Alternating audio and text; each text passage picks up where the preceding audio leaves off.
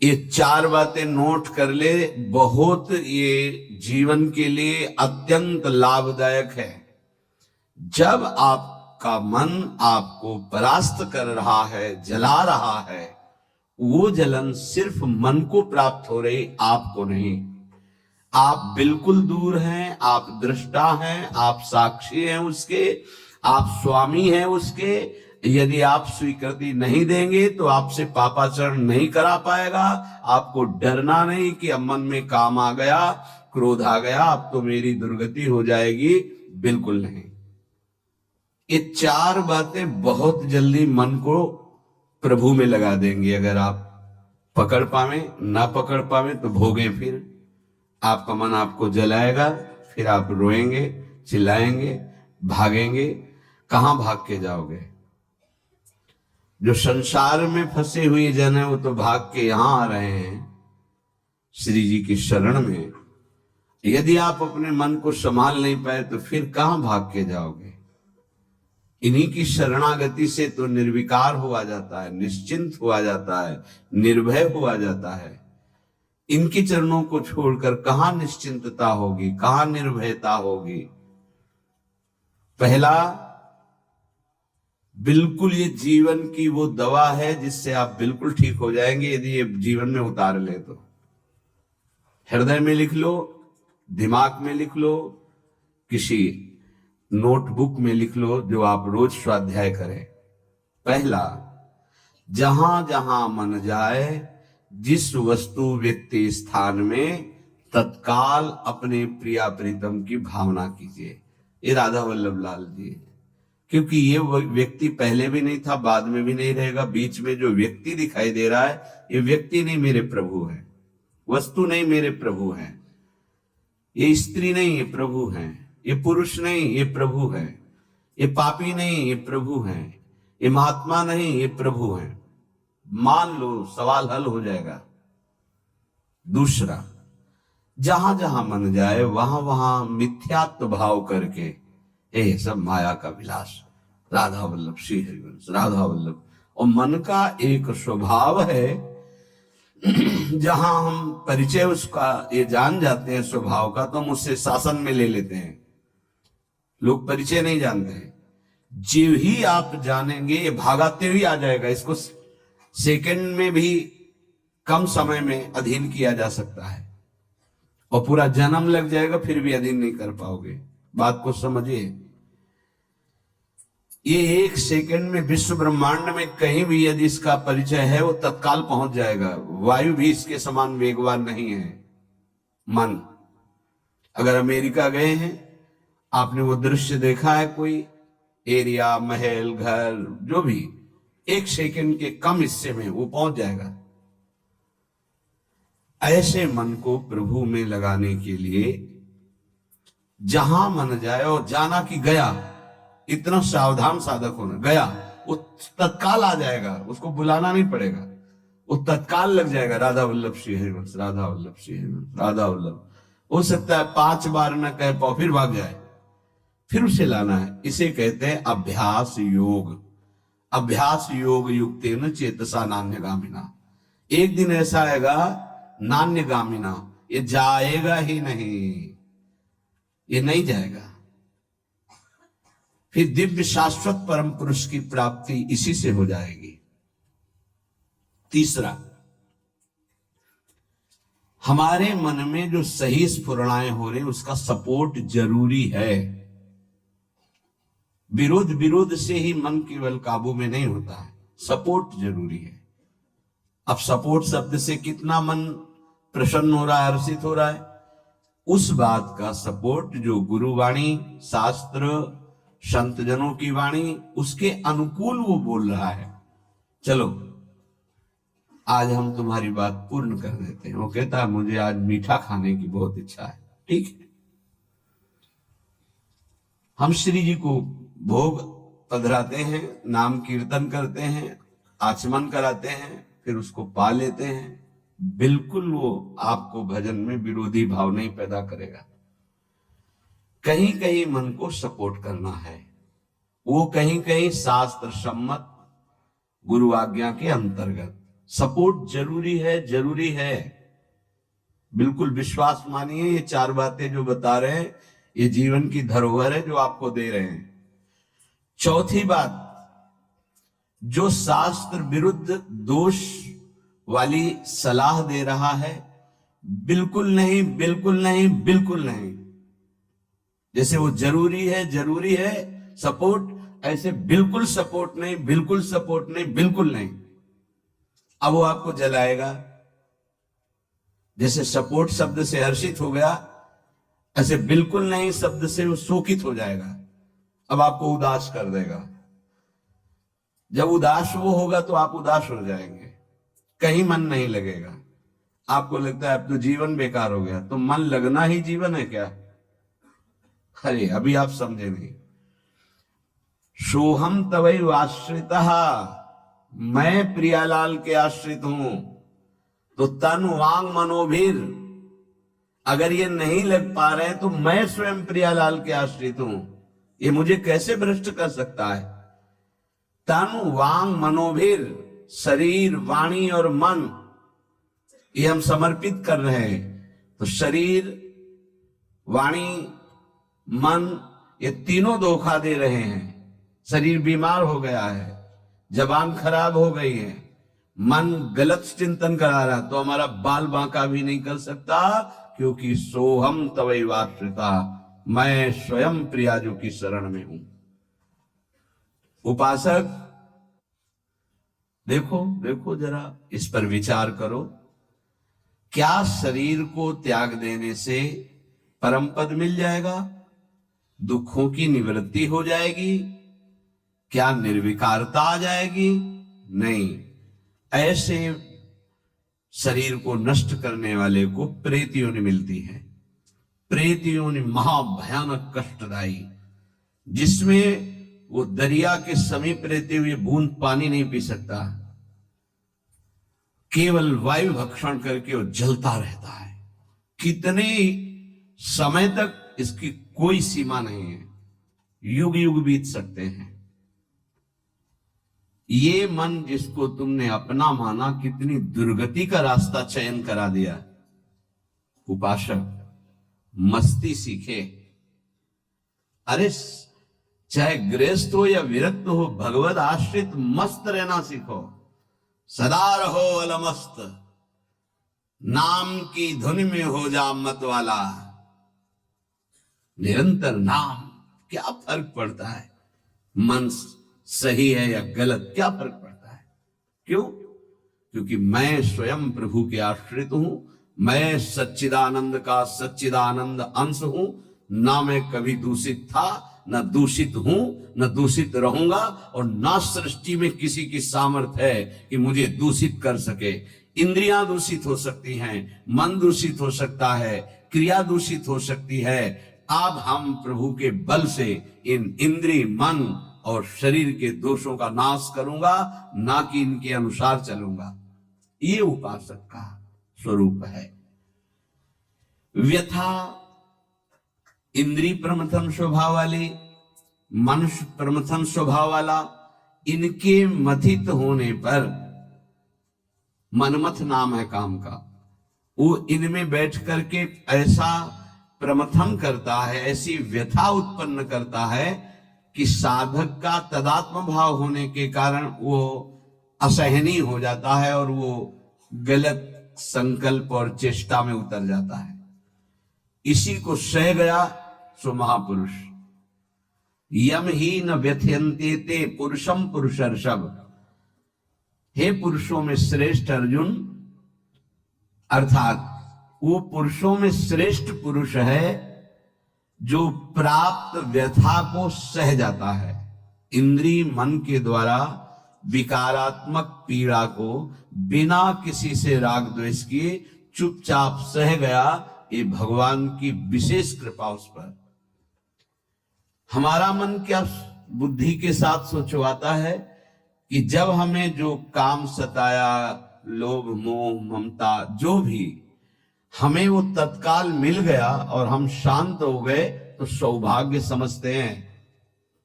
दुर्भाग्य है उस उपासक का जो चाहे और उसको प्राप्त हो जाए, दुर्भाग्य है उसका। सौभाग्यशाली वो है जो चाहे और ना मिले और जलता हुआ सह गया, उसे वो चीज मिलेगी जो त्रिभुवन में किसी को किसी साधना से नहीं मिलती। यम ही न व्यथ्यन्ते ते पुरुषम पुरुषर्षभ सम दुखा सुखाधीरम स्वमृतत्वाय कल्पते। वो अमृत पद का अधिकारी हो गया, वो अमर हो गया, अविनाशी हो गया, वो अविनाशी पद में आरूढ़ हो गया जो इस व्यथा को सह गया। व्यथा को सहने वाला वही होता है जो व्यथा का दृष्टा बनता है, भोगता नहीं। तुम दृष्टा हो, बात समझिए। आपने देखा आपका मन गलत चाह कर रहा है, ये आपने देखा, आप में नहीं है, मन में है। पर कहने को होता है कि मेरे मन में दोष आ गया, लेकिन मेरे मन में नहीं, वो मेरे में आ गया, मैंने स्वीकार कर लिया। यही दुर्दशा है माया के द्वारा की गई। इसी का नाम जड़ चेतन ग्रंथि है। यही चिज्जड़ ग्रंथि है जिसका नाश करते हैं वेदांत के द्वारा, भक्ति के द्वारा, योग के द्वारा, कर्म योग के द्वारा, सत्संग के द्वारा, शास्त्र स्वाध्याय के द्वारा। आपको विविध शास्त्रों का सार 5 मिनट में मिल गया। जो जीवन भर प्रयोग किया गया शास्त्र स्वाध्याय करके संतों की कृपा से, वो 5 मिनट में मिल गया। अगर इसे स्वीकार कर ले तो बहुत जल्दी आप महात्मा बन जाएंगे, चाहे गृहस्थ में हो या विरक्त में। महात्मा का संबोधन स्थिति से है, बाहरी किसी पद पदवी से नहीं। स्थिति होती है, उसे महात्मा कहते हैं। महात्मा शब्द भगवान के आगे भी लगता है, महात्मा श्री कृष्ण, ऐसा कई बार महाभारत में संबोधन हुआ। महापुरुष भगवान को कहते हैं, वंदे महापुरुष ते चरणारविंदम। जो भगवान में तन्मय हो गया वो महात्मा, जो भगवान में भगवत भाव को प्राप्त कर लिया वो महापुरुष। अर्थात भगवान और भगवान के जनों में अभेद स्थिति हो जाती है।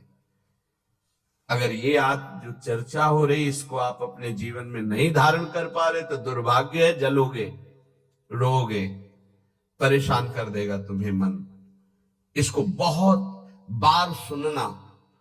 एक एक शब्द ये अमृत है, ये जीवन का सार हम आपको बता रहे हैं। मन से लड़ने की ये युक्तियां हैं जिससे साधु अपने मन को भगवान में लगाकर शांत करता है। जब हमारा मन भगवान में होने लगता है तो उसमें भाव का प्रादुर्भाव हो जाता है। फिर ये जो अभाव है इसी से कामनाएं प्रकट होती हैं। शब्द को पकड़ना, मन में सुख का अभाव ही भोगों की कामना पैदा करता है।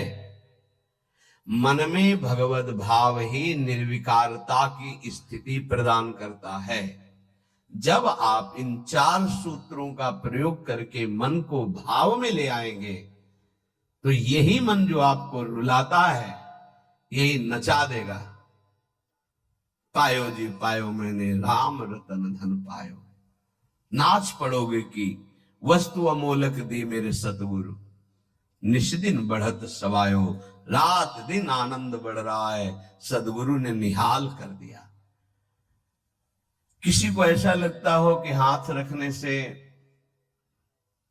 ये विकार नष्ट हो जाते हैं, आज तक हमने कहीं शास्त्र में नहीं पाया ऐसा, कई संतों से ऐसा नहीं पाया। सबने उपदेश दे करके, कृपा शक्ति दे करके साधन में लगाया और उसको परिपक्व किया, उपासक को बलवान बनाया। अगर ये आशीर्वाद से होता तो उपदेश न देकर सबके हाथ माथे पे रख देते, भगवान सबका मंगल करें, सब निर्विकार हो जाएं। कभी ऐसा नहीं हुआ है, ना ऐसा हो सकता है। हम जब संतों के वचन पर श्रद्धा करते हैं और उसको स्वीकार करके आचरण में लाते हैं तो वही आशीर्वाद हो गया कि हमारा पुरुषार्थ सार्थक हो गया। हमारा प्रयत्न गुरुदेव के वचनों के अनुसार, प्रयत्न की शक्ति गुरु कृपा, तो आगे जो भक्ति का रंग वो गुरु कृपा, मोक्ष जो गुरु कृपा, भगवत साक्षात्कार गुरु कृपा। पर उसमें हमारी पूरी शक्ति उनकी आज्ञा पालन में लगी है। इसीलिए प्रधान कृपा हमारी हुई। हम प्रधान कृपा अपने ऊपर नहीं करते, और तो सहायक कृपा सब है। भगवान की कृपा, मानो देह मिला, सत्संग मिल रहा है। गुरु की कृपा, स्वीकार किया, मंत्र दिया, नाम दिया, उपदेश कर रहे हैं। शास्त्र कृपा, हमें सुलभ मार्ग, भगवत मार्ग, उससे नाना प्रकार के बचाव पक्ष की बातें, उसमें आसक्त होने की बातें दोनों बताई गई। परमार्थ में कैसे आसक्त हुआ जाता है, परमार्थ में कैसे बचा जाता है, शास्त्र कृपा भी है। अपनी कृपा हम नहीं कर पा रहे हैं। अपनी कृपा, अब हमको इस संसार समुद्र से मुक्त होना है, डूबना नहीं, इसमें पार जाना है। अब मुझे वही करना है जो मेरे गुरुदेव कहते हैं, शास्त्र कहता है। अब इसके विपरीत नहीं, ये अपने ऊपर कृपा हो गई। कोई बिरला समझ पाता है गुरु कृपा को। हमारी सदैव दृष्टि पार्थिव रही है, व्यवहारिक रही है, लौकिकी दृष्टि रही है। इसीलिए हम गुरु की बात में भी लौकिकी, व्यवहार की, स्वार्थपना देखते हैं। नहीं नहीं, ये केवल आपके लिए है। आपको दुलार करना या डांटना, आपको अपना मानना, अधिक प्यार दिखाना, आपके मन को चुराकर प्रभु में लगाना है। उस मन को ऐसे आसक्त किया जाता है, भय दिखाकर, प्रलोभन दिखाकर, दुलार करके, कि आपका मन श्री जी के चरणों में ऐसे समर्पित हो जाए कि आप निहाल हो जाएं, आप सुखी हो जाएं। अंदर की बात यही होती है। कभी सैकड़ों बार देख करके, मिल करके आपको दुलार करना, कभी वर्षों आपकी तरफ बिल्कुल न देखना, न संभाषण करना। क्या समझते हो आप? पहले आपको प्यार करते थे, अब नहीं करते। पहले आपको प्यार का व्यवहार दिखाई देता था, अब तुम्हारे ऊपर वास्तविक प्यार की वर्षा हो रही है, जो ना देखकर, ना बोलकर भी अंदर से चिंतन करते हुए तुम्हारी चित्त वृत्ति को भगवदाकार किया जा रहा है। कहीं तुम पांच भौतिक शरीर में आसक्त ना हो जाओ। अगर पांच भौतिक शरीर में आसक्त हो गए गुरु के, तो शरीर छूटने के बाद तुम्हारे मन में आएगा अब मैं अनाथ हो गया। नहीं, तुम ऐसे बलवान बनो, ऐसे गुरु आसक्त बनो कि तुम्हारे अविनाशी गुरुदेव का परिचय तुम्हें प्राप्त हो जाए। मेरे गुरुदेव प्रियाजू की नित्य सहचरी हैं, वो कैसे मर सकते हैं? वो हमारे भाव में हैं, वो हमारे संग हैं, हमारे आसपास हैं, वो जागृत में हैं, वो स्वप्न में हैं, वो सुषुप्त में हैं। मैं कभी अपने गुरुदेव से एक पल भी अलग नहीं होता। ये स्वरूप है। अध्यात्म को समझिए। कुछ व्यवहारिक साधक ऐसे हैं जो व्यवहार में राग द्वेष करते हैं। गुरुदेव व्यवहारिकी नहीं है, गुरुदेव परमार्थ वस्तु है। व्यवहार की लीला तुम्हारे साथ इसलिए हो रही कि तुम परमार्थ को जानते नहीं हो। जैसे बालक घुटनों के बल चलता है तो पिता घुटनों के बल हो जाता है, और उसके साथ साथ उसको सुख पहुंचाने के लिए वैसे ही चलते हुए बोलता है। इसका मतलब ये नहीं कि पिता बालक हो गया, वो केवल बालक के लिए वो ऐसा बना है। वो केवल उसको सुख देने के लिए, मेरा पुत्र है, इस संबंध के लिए। ऐसे ही आपसे विनोद करना, आपको दुलार करना, आपके चित्त का आकर्षण करना प्रियाजू को भेंट देने के लिए है। तुम्हारा तन, तुम्हारा मन, तुम्हारा जीवन मेरी लाडली का बन जाए इसलिए है, मेरा बन जाए इसलिए नहीं। मेरा भी तन मेरे को प्रिय नहीं, तुम्हारा तन कैसे प्रिय हो सकता है? मेरा मन प्रिय नहीं, तुम्हारा मन कैसे दुलार करने की योग्य हो सकता है? इस रहस्य को समझोगे तो परमार्थ के दिव्य पथिक बन जाओगे। मन, तन, प्राण और मैं स्वयं प्रियालाल का हूं। अब हमको इसकी कोई परवाह नहीं कि मेरा मन क्या कहता है, मेरा तन क्या करता है, मेरे प्राण रहे कि ना रहे। मेरी गति बने कि ना बने अब इस पर। ऐसे उपासक के हृदय में ज्यादा समय नहीं लगता और भाव का प्रकाश कर देते हैं आचार्य, इष्ट देव, गुरुदेव। तब वो हृदय के नेत्र जब खुलते तो इन नेत्रों में प्रकाश होता है।